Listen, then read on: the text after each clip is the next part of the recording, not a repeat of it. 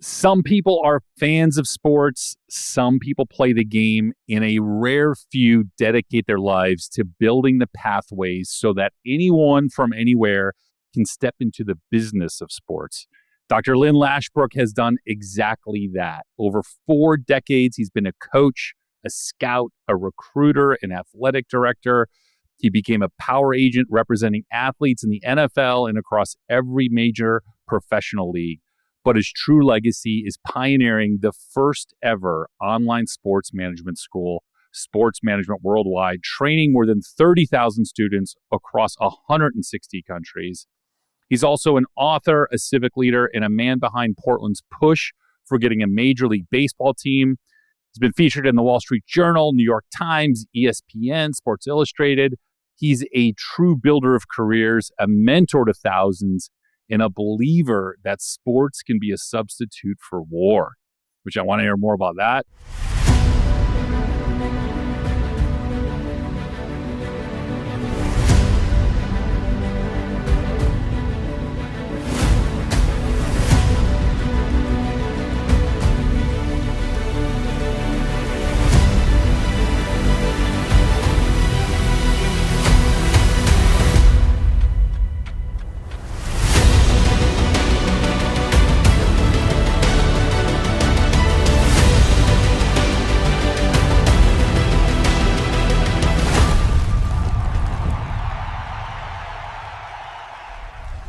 Today, we welcome into the arena a man who has changed the game far beyond the field, Dr. Lynn Lashbrook.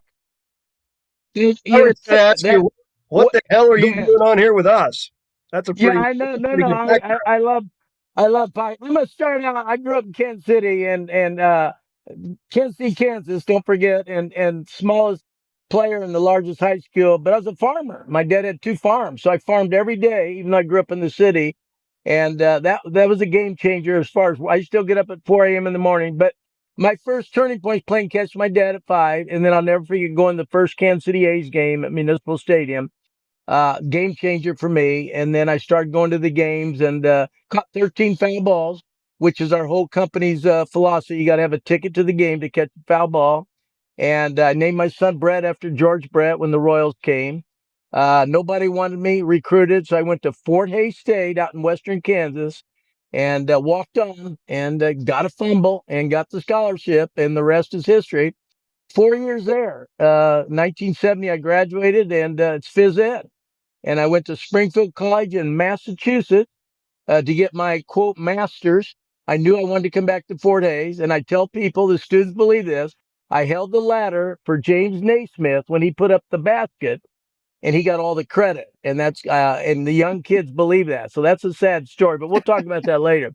And I knew I wanted to get back to Fort Hays, so I went to Northern Colorado, Greeley, the world famous for Montford feedlot.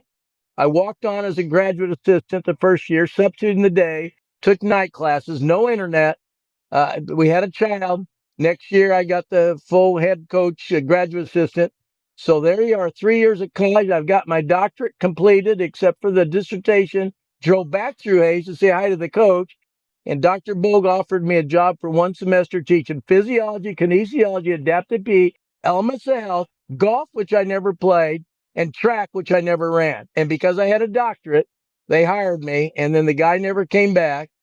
7 years later, at 30 years old, I had tenure. Nobody leaves tenure. I had a chance to go to the University of Missouri in Columbia, assistant AD in charge of academics and compliance. That's when, before NIL and transfer portal. And I followed the late Prentice Scott, first ever African-American football player at Oklahoma under Bud Wilkinson. That was a great 5 years. I became past president of the National Association of Academic Advisors, which leads to my networking around the country. And then I went to Southern Illinois University, Edwardsville as an AD. Flack and Segusa were the tennis players, but they weren't going to class. That's all right. They were world champions. But he was interviewed by the student newspaper, the AD, and he said, well, look what they're doing for the university. And the president didn't like that. He liked academics. And so they fired him, and they needed an academic AD. So I became an AD, and I was there 3 years. And we all know about Illinois politics. I had a couple of coaches I wanted to fire, but, the Board of Regents has somebody that likes the coach, and you can't fire anybody in Illinois. You know that, Justin. And John, you know that. So anyhow, I left without a job, interviewed at Tulane, Indiana State, Central Connecticut, Cal Poly, San Luis Obispo, and everybody thought I was fired. The coaches would rumor that I was fired. So I ended up at University of Alaska Fairbanks, 1988. In 89, the wall went down in Germany. President Reagan was president. And Germany, Russia was very close to Alaska. I'd studied it at Springfield, and I started an exchange program in Habarovsk at the Physical Culture Institute. And we had a hockey player and a volleyball player, both very good athletes. They could speak English, and we won some games. We got our hockey team in the CCHA with Michigan and Michigan State. You know how hockey is. Even the Illinois Chicago back then had hockey. And so I was on a roll, and that's 20 years.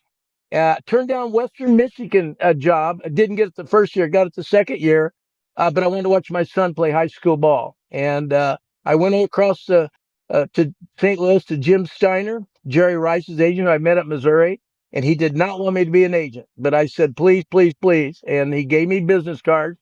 In the first year, I got 4 players. And one of the players was Ralph Dawkins out of Louisville, who was an undrafted free agent. But he had a younger brother named Brian out of Clemson, and the rest is history. I got a guy that got kicked out of Florida State that was at Evangel College. He also made the NFL. And I had 2 guys from the Florida State Foot Locker team. You remember those days when they won that? And so I was on my way. And 3 years in, I had 20 players in the NFL from first rounder to free agent. I mean, I'm on a roll. I go through a divorce and moved to Portland, Oregon. And there in Portland, I was going after Ryan Lee.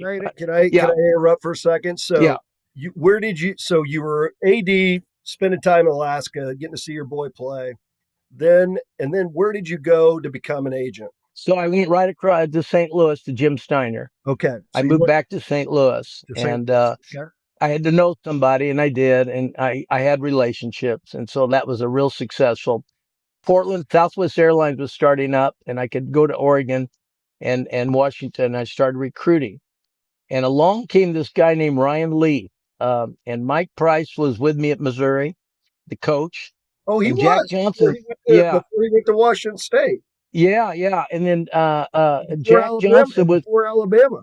There you go. Yeah. Way before that, we know that story. But Jack Johnson was the at Northern Colorado with me. He was his high school coach. I had it wired, and Ryan said he wanted us to represent him. And the next morning after the Rose Bowl, that he went with Lee Steinberg. The internet started up, and the Jerry Maguire movie came out. It's a true story. And I was frustrated after losing Ryan Leaf. I didn't get anybody that year. And I said, I'm an educator. So I went to Oregon State and I said, hey, because I was teaching there, I said, let's do a course. And they said, no, we're going to wait on the internet about 10 years to make sure the internet's for real. And that's fine. So I started my company, How to Be an Agent. Mel Kiper did our radio ad. The phones lit up. Every 6th caller was a lawyer that threatened to sue me because Mel Kiper said, you don't have to be a lawyer to be a sports agent. I ticked off everybody, but we really started to get a few students. My wife left her job for 6 weeks to help me out. 30 years later, true story, we have over 30,000 graduates, 164 different countries, 40-some courses. It's a very exciting story. We do analytics. Dan Evans out of Chicago, who used to work for the Cubs, and Ari Kaplan does our analytics.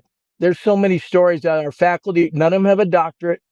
Higher ed is somewhat scandalous with their tuition. I jokingly say during COVID, they raised tuition and took away the climbing wall. I have a chip on my shoulder. Now college kids are taking our course. High school kids are taking our course to get work in a college in the athletic department. That's kind of who we are. We really can help you get a job without guaranteeing a job. We do lifetime resume and I do a chat every Sunday. You guys do this. I do one every Sunday, but I mentor people all over the world. We attract ethical people during the crisis at Minneapolis and the racial tension. Patrick Mahomes said, can't we all get along like we do in the locker room? And I realize that we're the most diversified sports company in the world. Access to opportunity democratizes diversity. Our price point is reasonable, and we get people take 5 or 6 courses. We do conferences. So we're doing something that I don't think anybody's quite doing with our price point and our global. I'll do a chat on Sundays. It used to be dial-up Yahoo with 3 people, and now we have 30 or 40 people all over the world that come in, and we talk sport business every week. It's exciting time. Are you changing up the model, the way you're approaching this? Like, do the agencies, do the larger agencies, are they embracing you as a pipeline, or are they viewing you and as a threat? Like, how is it Great impacting the overall question. business? Great question. And there's this, and I'm glad you brought up the agency. Here's what I think Uber replaced the taxi. And I tell every student, an Uber driver has a car and they fill out an app and they go to the airport and they pick up a passenger and they make money. That's as simple as it gets. When I get off the plane, I go to the app, the closest one to the airport. The corporate agency with 100 clients can't meet the needs of the individual.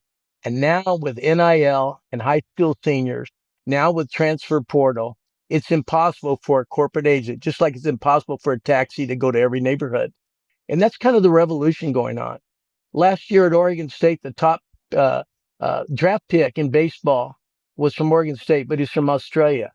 Oregon State this past year in basketball had 7 players from 7 different countries, 7 different languages. We're getting ready to do AI, multiple languages.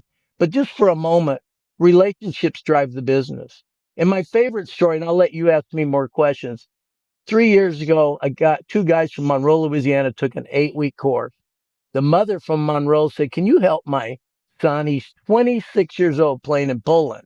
Well, being a veteran agent, you have no chance of playing the NFL. They brought him back. They got him in the USFL. Mike Riley, the former Oregon State head coach, was there. And this guy was fast, and he got MVP. Nobody would give him a chance in the NFL except one team, the Cowboys. Mike McCarthy was a Fort Hays grad, just like I was. Gave him a chance. In preseason, first touch, a 96-yard touchdown. In the second quarter, he had a 66-yard touchdown. He made Pro Bowl. He made Pro Bowl this past year. Now, he's been poached because they steal the good players. But it's a great story about relationships and giving people a second chance. We're starting to win the battle. No agents don't like me. Who's the player? Cavante Turpin. He's the one that runs touchdowns. Yeah. But it's a great story. My point is that it's relationships. I call it the Ralph rule. You get Ralph out of Louisville, you get Brian out of Clemson. And that's what we're doing. And I think with the globalization and the streaming, and they're playing in Brazil, the football, and they're going to go to Australia, and baseball opening up to Japan, the Olympics coming, flag football going to Olympics. My new saying is go global, go home. And I really think we're in a globalization. I don't think you can survive in our company without a global footprint. And that's what we're growing on. And that's why investors are looking at us, because we're scalable. We're like LinkedIn was, except LinkedIn's done very well, but we're an active LinkedIn just for sports. So that's my story. I'll shut up. Ask me a few questions. I won't bore you. I'm still fired up at 76. I got 2 new knees. Makes me, and I go into Marriott. I have titanium status, but I go in, I say, I'm not only titanium, I have 2 titanium knees. Now what are you going to do to me? Right. Okay, you guys asked me, so it's fun to be with you. It's great having you. I got a question for you. So clearly, you just tell by your passion, you're an educator at heart. But you've lived a life. I think a lot of people listening, the idea of working in sports was just like such a dream kind of thing for a lot of people. Yeah. And being a coach, an AD, a player, an agent, what was the role outside of the educating thing that was the most fulfilling, satisfying to you, that was just the most special part of that? I got to be honest with you. I don't remember going to work a day and calling it work. I loved every aspect, and I loved being a father. But I got to be honest with you, being an AD, being an assistant AD, being an academic advisor, being a compliance officer, being a professor, being an adjunct professor, being an agent, and now having this founder. And to be honest with you, a founder is a weird label. A founder is weird. I'm weird, and I learned that I am different. My wife is unbelievable supportive because we're a great partnership, but I got a weird synapses going on, and you can't teach founder. You can't teach somebody. I always go back to the late founder of FedEx. He got to see on his paper that the FedEx concept wouldn't work, and then I'm fascinated, but I loved all of them. I think. My favorite story, a 71-year-old took our course, ended up being associate scout for the California Angels. He lived in Clovis, New Mexico. But one of our secret sauces is when you take a course with us, you can do informational interviews. This is my wife's idea. You do an information interview for 10 minutes and ask if there's anybody else you interview.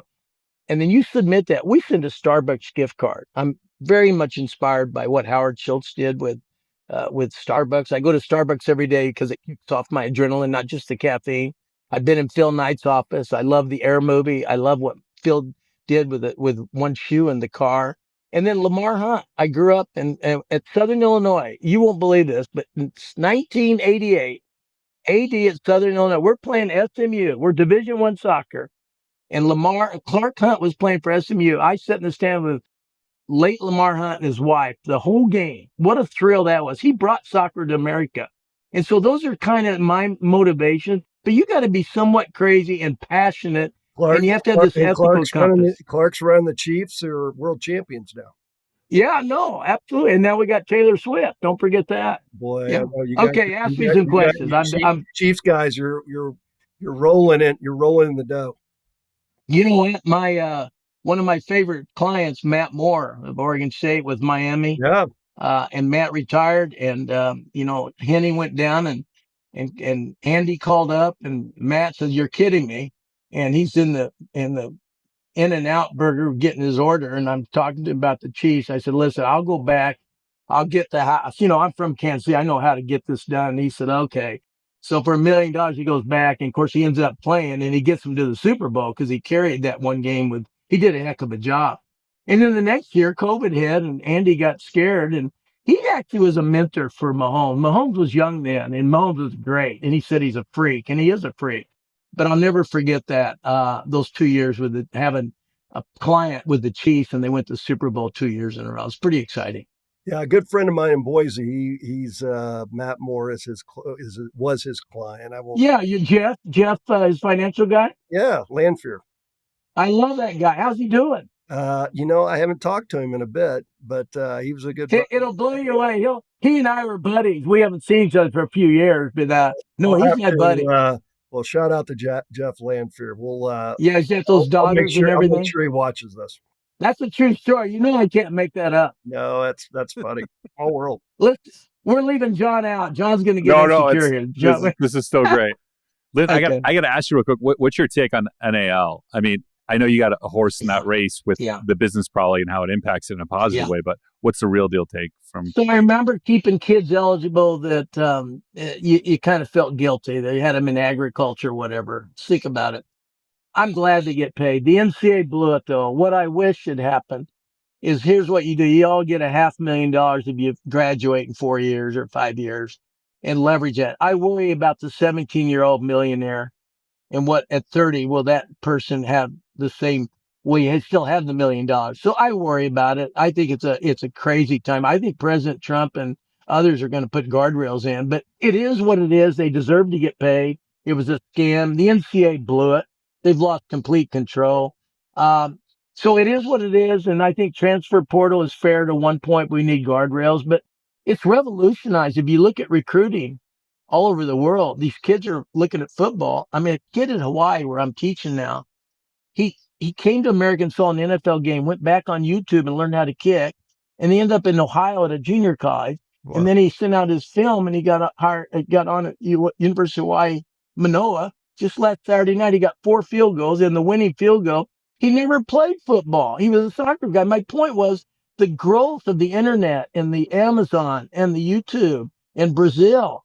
Folks, this is revolutionary what's going on in sports, including baseball. It's an exciting time. But NIL's here to stay. It's pretty interesting. I have a good friend who just became the general manager at a large SEC football program. Right. And he's the general manager of the football team. And he's, he used to work at the Patriots, worked at the Chiefs. It's a new world. Where do you think this thing is going? Yeah.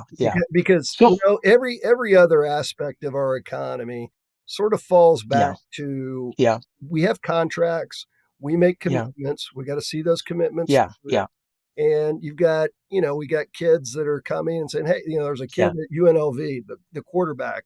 He thought he was getting X amount of money. They couldn't raise the money. They told him they had the money. I think they didn't raise the money. And then he left. And it's on both sides. So where do you think this thing's going? We have to have guardrails. It won't last. It's not sustainable. By the way, speaking of all those GMs, they're all undefeated right now. They hired like 100 and they haven't lost a game yet. Wait till after this weekend when half the teams win this weekend. But you're right. So we'll get guardrails in. They're always going to be able to make money. It's a big business. just like K-State and Iowa State playing in Ireland, the globalization of American football. There's kids in Africa that could play American football and never play soccer. So I'm fascinated by it, but we'll get guardrails. And I do think the Fed will have to get involved. I don't think the SEC commissioners and the ADs are capable of putting this together. We need a strong commissioner, but we'll get that resolved. It's going to be, this weekend, if you look at the sideshow and the Belichick and all that, it's fascinating. Whether it's Boise State or Oregon State, the way they messed up the conference and everything, but we're going to get through it. But sports is here to stay, and it's exciting. But higher ed is in bigger problems. They're lucky they have a sports team. I don't know where higher ed goes. I think they're in bigger problem than sports. Yeah, I'm on a board of a small liberal arts school, and the world's changing. A lot of kids aren't wanting to go to school anymore, and they're taking online classes. They're finding new paths. Yeah, and it's change. So you got to be adaptable. Justin, I read Wall Street, but of the 50% of the college graduates that took their job, 50% of those jobs didn't require a college degree. Yeah. And my wife's digging into AI every day, but AI is having a huge impact. It's not going to replace. I'm going to still watch two AI teams playing each other. My point is, we're in a 3.0 revolution. It's seismic what's going on in our world. Absolutely. I go back to John the sport. John runs an AI company. Yeah, John, I'm fascinated by it. We're in it, and we're getting ready to do multiple languages. Now think about my company. First of all, sports is here to stay. It's not going away. It's huge. I mean, if there's any investment out there, I'm not having any trouble getting conversations with the next step. Yeah. The hardest thing for me, I'm an educator in a sports business and really have a nice business model, but it's hard for people to understand this. And you guys, I appreciate you even having me on, because nobody knows how to even ask the question. You know what I'm saying?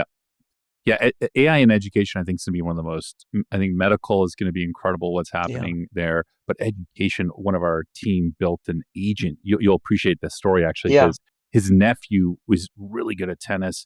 They're struggling at school, but he's like on the juniors path. He's like 13 years old and just was struggling in school, but he's got a shot and he wanted to dedicate to it, but really struggling in school. One of our team members built an agent just as a tutor, basically, and just trained it on what he liked. He plays Fortnite. He loves tennis. He loves cars and car engines. He's really big into cars. And he taught it. And literally, he got a text back. He goes, "You're not going to believe this. We pulled him out of school." 4 weeks later, they said they were watching and they would video and send Duncan these videos of it. And the agent was talking to him, and it was using metaphors from Fortnite and tennis and teaching math about cubic inches of cars. And so it was adapting all the things that the kid was interested in and was communicating these messages in a way that's like, this is incredible, that you can't really do in a classroom environment at that sort of specialized way. And they saw just it take off, and they literally yanked him, and now it's fixed. But like, it is really amazing where this is going and how it's going to help people. No, and it's education. Customization of education based on you and how you learn and what you're interested in and how you process. Yeah.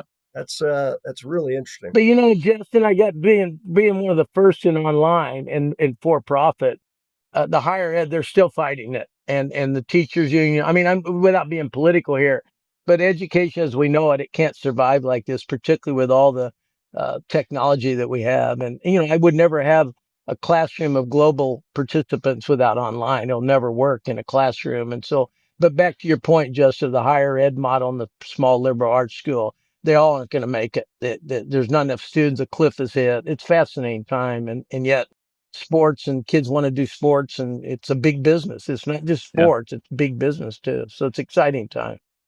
Tell us a little bit about your, sorry, John, tell us a little bit about your company. Give us maybe sort of what's the anatomy of the company, how many people you do it, and then if John and Justin want to become an agent, because we don't have enough stuff going on, and we want to become a sports agent, what are you going to teach us? So we're getting people, it's asynchronous learning. We archive everything, but we do the live Zoom chat, which is our secret sauce. I was always in the hallway up to high school, even my last day of high school, senior year, I was in the hallway. But we make it, I tell people they can drink beer in my class. I can't make it, but I can't stop it. And my point is our concept is unbelievable because they stay connected. They do information interviews. We don't guarantee a job, but we get them in the game. And a lot of people are starting to be successful agents. Some are working analytics, and they don't even care if they have a college degree. They love sports, and there's money to be made. So our business model is scalable. It's simple.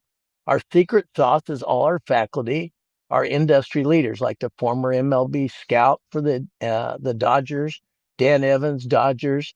Harry Sinden was a former Boston Bruins guy. Now we have Doug McClain. It never ends, but you can't have a doctorate in kinesiology and be an expert. And so we throw out the requirements, and higher ed didn't know what to do with us. Now some accept us, but many kids are taking our course now.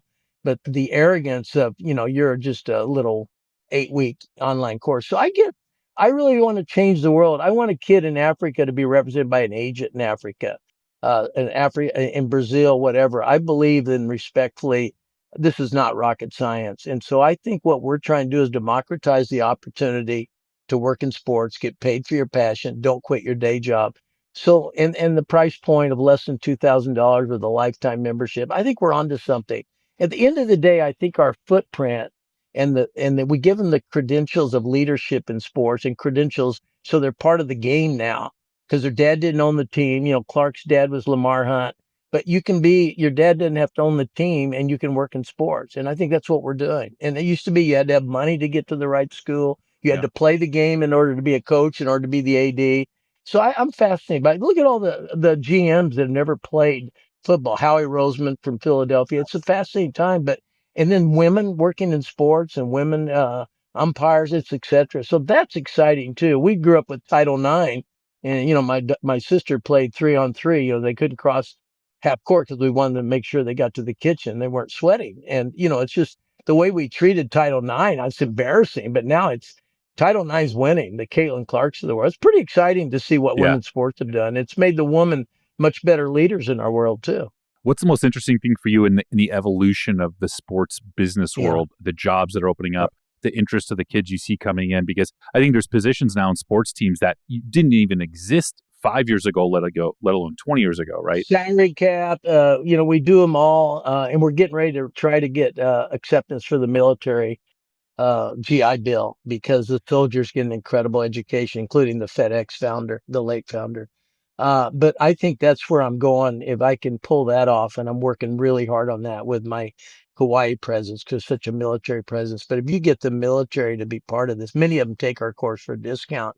But I don't think higher ed can compete with our model. And I think that this is such a sustainable, simple model. My goal, if you look at LinkedIn was there first, Uber was there first.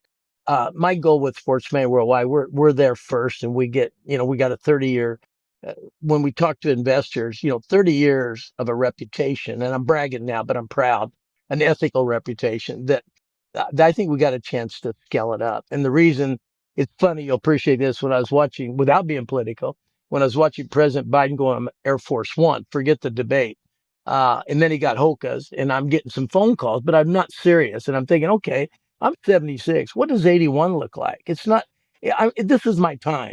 And so I want to put some investors in, put some cash, and I want to grow our company. And there's nothing wrong with that. And, to sit there and just keep working hard and organically grow it when it's scalable, what am I waiting on? And so that's my next step. And I want to change the world. It sounds real corny being from Kansas, but No. I think getting ethical people with an ethical compass, and we just get more diversity in sports all over the world, but the cross-pollination, I mean, the baseball players, there's a hockey player 7 foot over somewhere in Africa is going to play at Penn State, but this is talent identification. I saw the 7-footer. He was standing by an NHL guy, and he was twice his size. It's crazy. And a guy, they told me he's going to Penn State, and Guy Gadowski, who used to be the Alaska hockey player, Guy took our course in analytics, hockey analytics. But I'm at a good time in my life. And I don't know how long I'm going to live. We're all blessed at 76, but I'm on fire. And even doing these podcasts, I have nothing to lose here, but I'm done being polished and, systematic and got to act like Dr. Lashbrook and all that. You'll love this. So There's 206 countries listed in the Olympics. The 206. You don't know this. You probably don't. But there's 206 bones in the body. I'm a kinesiology guy. I learned the 206 bones. And I jokingly said I'm teaching the out-of-body experience.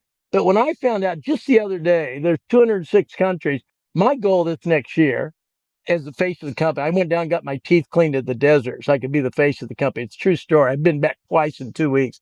But anyhow, 206 bones, 206 countries. I want to change the world. I watch Mr. Knight put all. I don't have a lot of money, and I'm wanting to be rich, but I want to be able to say we did it. And I don't think we're there yet. I mean, I'm going from here to get a haircut, and I got to host a doc talk for hockey because my 2 hockey guys are working. They got their tryouts going on. I enjoy it. Don't get me wrong, but there's a time I'd like to have 2 martinis instead of 1. You know what I'm saying? Yeah, I hear you. Yeah. So you're raising capital to grow the company. Yeah, and it's out there. It's and we're getting a couple. I'm really. It's just got to be the right match. It's not a matter of getting it. And I want to keep working, but I got 2 young set. One of my guys been with me 17 years, and the other's 7, and they're just superstar. And my wife's a superstar, and we're having so much fun in the company. But I'd like to be a smart businessman and take it to another level. I can't do it just organically. So that's kind of where I'm at. You appreciate that. You've been in business for a long time. Both of you have. 100%. Well, Dr. Lashbrook, what would be, the advice you give to our audience, right? Whether they're a young up-and-comer trying to find their way or in the middle of their journey, whether it be the founder mode journey that we were talking about or anything. Yeah. But, you know better than anybody probably on this call, the obstacles you overcome on this path, right? It's like to be in the arena is the only place you can win it. And man, do you get knocked down. Yeah. So what's the advice? What's the thing that you said to yourself that got you through those times to overcome, to push through? I go back to the ticket to the game to catch a foul ball. You got to do something. You got to take the damn course. That's the only thing I can do. You got to get in the course so I can help you. Number 2, I call it the walk-on approach. I sat in study hall my senior year. I broke my leg my junior year in high school. They asked me to be the 4th quarter, smallest guy, largest high school. And so I did. That did walk me off the field. That's embarrassing. So the next year, I'm getting ready to get the equipment. Still the smallest guy. Just hauled hay all summer. I'll never forget. And the coach, who I think had Alzheimer's called me Lefty. He brought me in. The manager did. And they said, "Hey, I want you to work on baseball." Well, why couldn't I hit a damn baseball? Because I could throw and catch. I could steal, everything. I couldn't hit a baseball. Well, I cheated on the Snellen test in grade school. When you put the card over your eyes. I memorized it. So I got a perfect score. My brother and sister wore glasses in junior high. I couldn't hit a ball, but I could run, I could bunt. And so the walk-on approach, you got to believe in yourself. And this idea, I tell people it's not where you went. It's not the degree on the wall that's most important. It's the wall, stupid. I didn't call you stupid, but everybody got to go. I got to get this degree. And parents are sending kids to schools. We can't go to SIU Edwardsville. You got to go to Illinois because I don't know. I think it's a false. I think we're in a revolution. And so I think there's passionate people. They don't leave their family. They don't quit their day job. But let's start with something. Either be an A. All you need is one player. You get Ralph. Before you know it, you're going to be in the green room. And that's the story. If you want to do analytics, go to the high school and do analytics and do digital video editing. Do sports broadcast. Do sports betting. I mean, there's impossible not to work in sport with one course, one ticket. Yeah. And we give you a lifetime. And if that's not good enough for you and you can't afford it, you don't belong. So I don't worry about it anymore. We don't hustle anybody. We just tell them the story. The problem is we sound too good to be true. Just like this. It sounds too good to be true. But I'm 76. I've been in business. I've been teaching for 55 years. Don't tell me I didn't do something right. I'm still in business. I'm going to get paid for my own haircut. Lashbrook, so what do you teach? What are some, so we take the course. How long does the course take? 8 weeks. I teach you to be yourself and network. I go to the airport every day. Hi, where are you from? Where'd you go to high school? You'll meet people. Our conferences, we get 200 or 300 people at the NFL Combine. We go to the MLB Winter Meet. Get people comfortable. In COVID, we never talk to each other. I'm embarrassed. I wear Kansas City. You know why I wear it when I'm going down Palm Desert? Somebody's from Kansas City. You meet people. People are afraid to say hi to each other. Yeah. So it's all networking. Get an opportunity, and there's better mousetraps out there, but they are not going to be done from you and me. There's somebody comes up with a better idea to shelve the groceries, and it's still innovation. Innovate or evaporate is what I tell people. And believe in yourself and get paid for your passion. Don't sit there in a boring job and blaming your employer they won't give you a pay raise. It's stupid. Good. So I'm just transparent as hell. Good advice. So do you teach contracts, negotiations, everything, financial management, everything? Yeah. And the sad thing is, it's not rocket science. To be an agent, you have to have a cell phone number and you have to have integrity. And all of a sudden you get 2 bids, but NIL's changed the world. Yeah. If you're not with a high skilled senior advising, and then let's say they go to Illinois and they're not playing, but they're getting $100,000 a year backup quarterback. And then go to Michigan State and maybe get less, but they can start. Those are personal questions. I don't think corporate agencies can meet those needs because I can't send you to Tennessee because I got a client in Tennessee. So you see where I'm going with the revolution, and people don't realize they can be an agent, particularly with NIL. Yeah. And that's exciting. It's a very exciting time. Good for our business. Very good for our business. Are those courses? So there's a course you can do analytics on a specific sport, and so yeah, football, 8 weeks baseball, is a focused track. Is that right? And how many tracks do you offer? We got 40 some courses where we have people taking 2 or 3. It's kind of crazy. But we, like sports betting's an industry. It's not like how to sports bet. It's the industry of sports betting. Sports broadcasting, for example. I'll never forget when I started that course, I was thinking every high school in the country could have a sports broadcast, have a student do it. And that's what some kids did.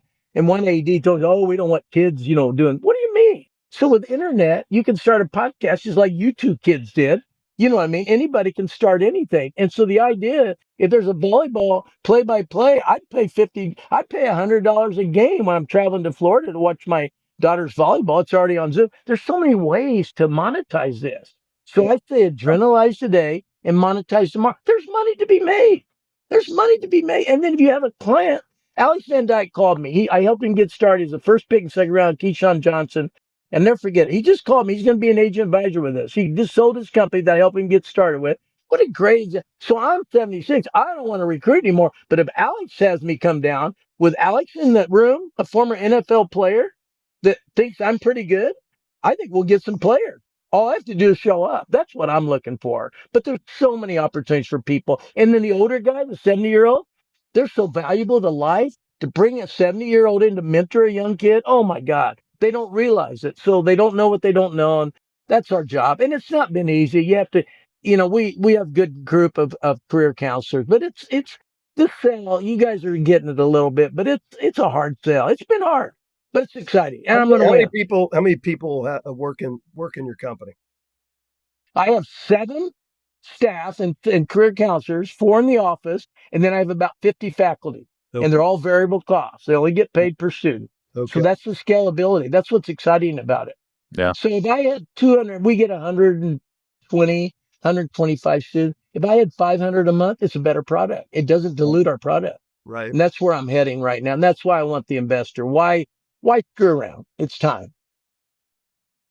Love it. And if folks are interested in learning more about the agent school, SMWW. If you can't spell it, I won't be able to help you. SMWW. That's what I tell them. We're just so clean and transparent. Applications free of charge.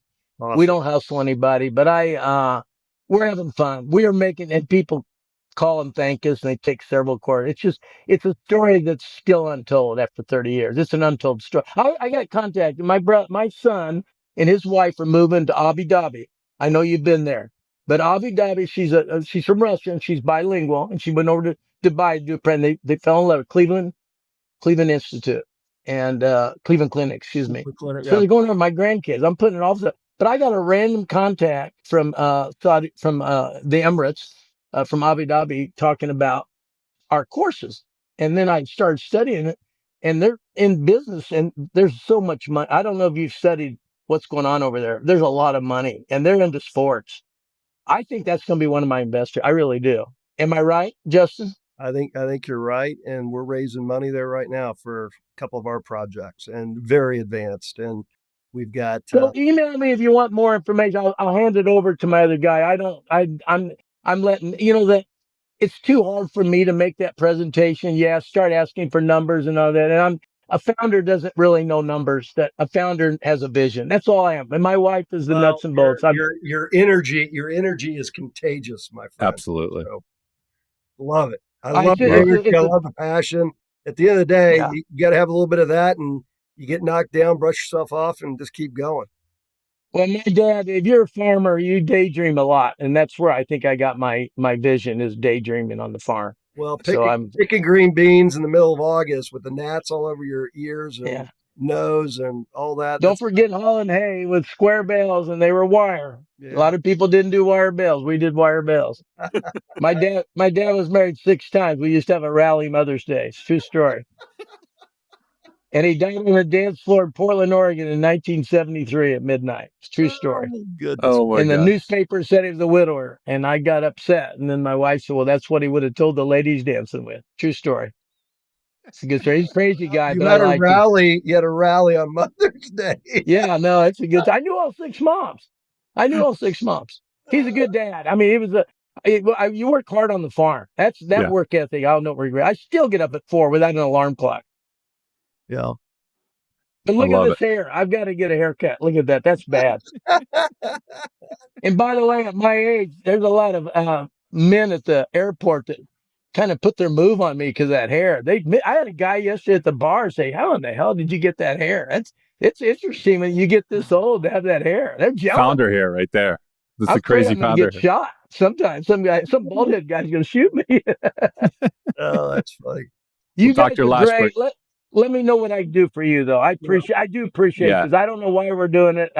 You surely have something else to do, but I appreciate it very much. No, this has been an incredible conversation and really appreciate your time. Excited for you. Good luck on this next chapter. We have no doubt. Obviously, I know as you do that you're going to find the right partner and scale this thing. And everybody, check it out, smww.com. Hopefully I got that right. Thank you. Yeah. But thank you so much, Dr. Lashbrook. It's been an honor to talk to you today. And let me know what I can do for either one. Again, I appreciate it. It's nice meeting both Likewise. of you. It's been a pleasure. You've got friends in Florida. Absolutely. Thanks, buddy. Have a good one. All right. You too. Well. Go Royals. Yeah. Bye-bye.